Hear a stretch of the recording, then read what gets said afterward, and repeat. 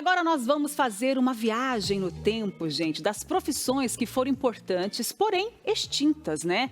Quem conversa comigo sobre este assunto é a maravilhosa historiadora Eliane Candotti. Que saudade que eu tava de você. Nossa, eu de você. Que delícia te receber aqui, viu? Muito obrigada pelo convite. Também estava, né, curtindo o feriado e mesmo assim abriu uma exceção para estar aqui comigo, então agradeço de coração, viu? Agradeço também.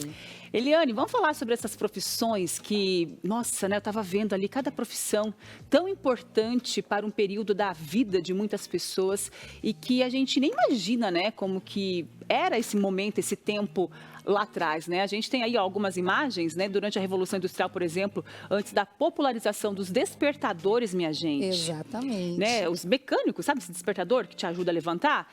Tinham os despertadores humanos, é isso As mesmo? As pessoas eram contratadas e nesse trabalho vai aparecer tanto mulheres quanto crianças. Olha com a isso. função de despertar o outro. Isso é a rotina da Revolução Industrial. Então, esse operário, ele tem que estar na empresa em determinado horário. Ele tem 12 horas, às vezes até mais do que isso, para cumprir de trabalho dentro da indústria. Então, haviam os despertadores. Eles iam com varas, com pedrinhas, atirar pedrinha na janela.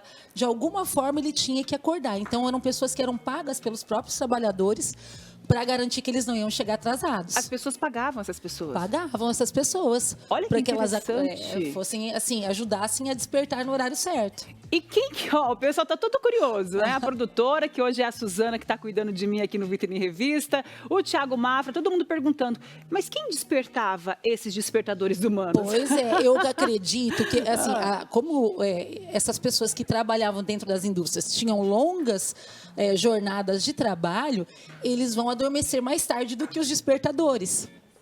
Então, essas pessoas que tinham esse serviço doméstico, era um bico, né, vamos dizer assim. Eles poderiam dormir mais cedo, então, automaticamente, eu falo que é o relógio biológico, né? Sim.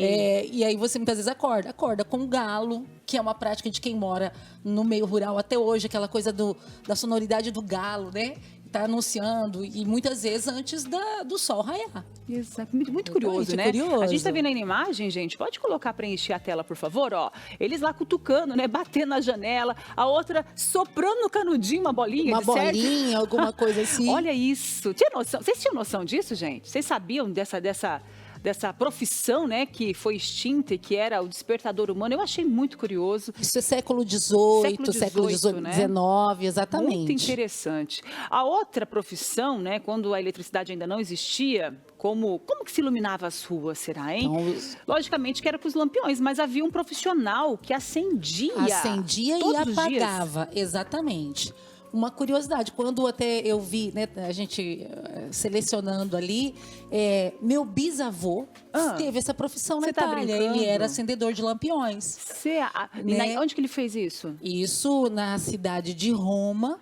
Uau! Então, ele tinha essa função. No Brasil, a gente vai ter muitas pessoas escravizadas realizando esse trabalho. Né? Na Europa, é um trabalho remunerado. Na Europa tem vários trabalhos que aqui não, né, que são remunerados, que aqui não são, né? E a energia elétrica, então, quer dizer, ela vai, conforme ela vai chegando, isso é uma coisa interessante para a gente pensar. Porque algumas profissões desaparecem e outras não. Depende dessa demanda, dessa revolução industrial, que chama a primeira revolução, ela vai trazer as formas de energia em destaque. Energia a vapor, a segunda, energia elétrica.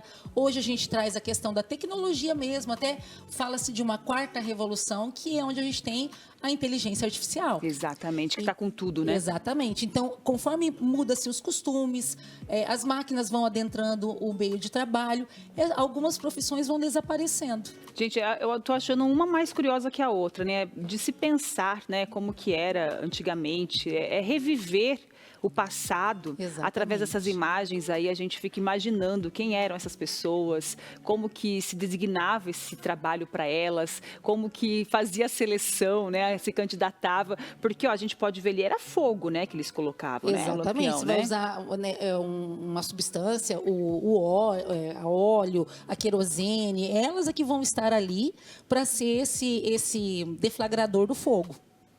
Né? E essa prática de acender e apagar.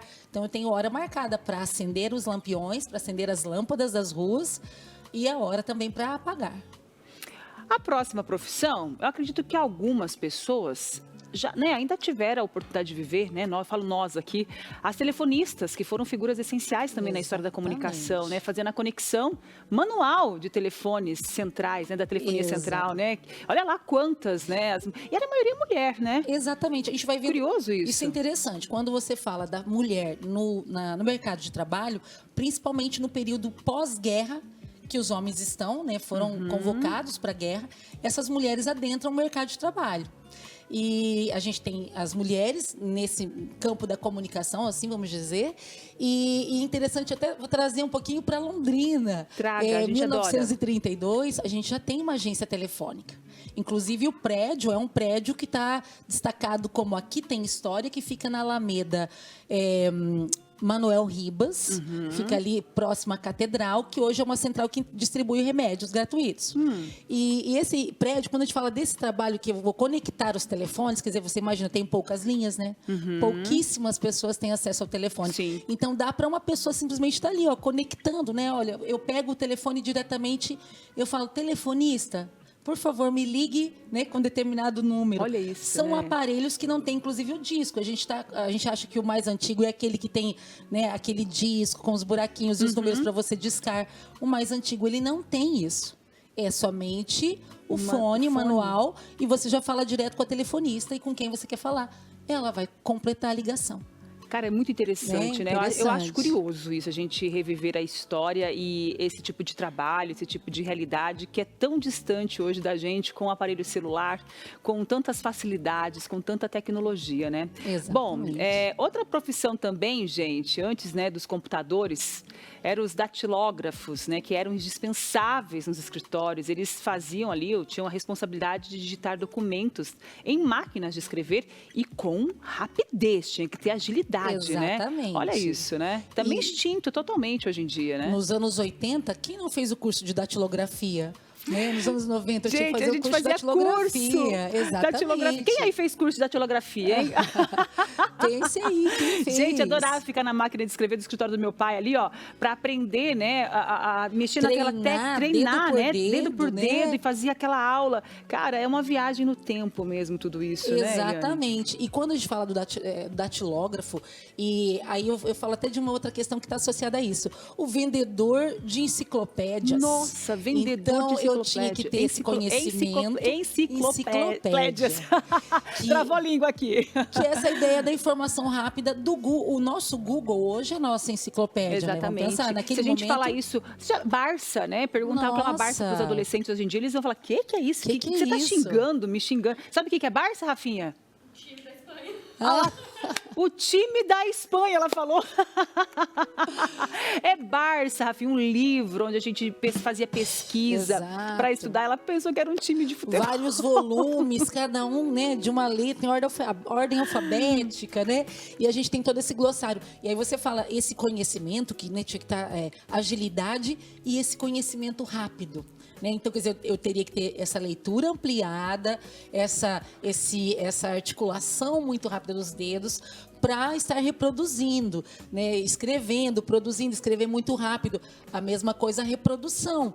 O mimeógrafo. Nossa, adorava o cheiro do mimeógrafo. Olha, eu quase trouxe um, porque eu tenho um em casa que eu uso para as aulas, né, com as crianças legal. E tal. E é aquele que você tem, ele faz o registro por tinta, né? Ou com tinta e o álcool. Na prova, quando a gente fazia prova, brincadeiras, né? Na escola, pré. Exato. A gente brinca que as crianças recebiam a prova assim, cheirando álcool. Né? Exatamente. Que você tinha que ali girar e fazer cópia por cópia. Então, hoje, a reprodução das cópias, são desde a datilografia, né? O escrever, o copiar, o produzir, mas também o reproduzir. Então, tudo tinha que ser muito rápido. E hoje, essa rapidez, eu falo que o nosso ritmo de trabalho é marcado por essa velocidade. Exigida de outra maneira manualmente no passado. Loucura. Pensa rápido, resolve rápido, reproduz rápido. E você tem que se adaptar. Então, a gente se adapta a esse movimento da história, né, da comunicação, da produção. E o trabalhador, eu falo, o ser humano, né? O sujeito se adapta constantemente às mudanças para continuar produzindo, tendo seus ganhos. Exatamente. Que delícia, né? Essa viagem no tempo através das profissões, uma forma da gente marcar, celebrar o dia de hoje. Exato. E será, né? Quais serão, né, as próximas profissões extintas, hein, Eliane? Boa pergunta, Sussu. Olha, né? Eu vou usar aqui. Quando a gente fala até, vamos pensar da contabilidade. Vamos pensar que os cálculos hoje, você tem as planilhas, as plataformas, você joga os dados ali, você tem todos os resultados muito rápidos, né? É inteligência artificial na produção dos textos, enfim. Quando você fala de um contador hoje, vamos pegar, nós temos que agora estar entregando a nossa declaração de imposto de renda, por esses dias aí.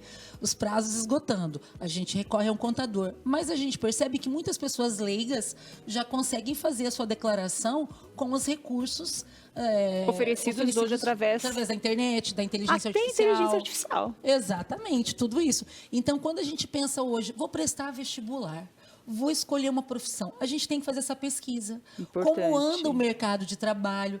Como anda essa questão do que a tecnologia me oferece, que é muito rápido, que eu posso me apropriar disso para ter êxito na minha carreira, como também me ajuda a escolher esse caminho e não aquele, porque aquele talvez seja extinto muito rápido.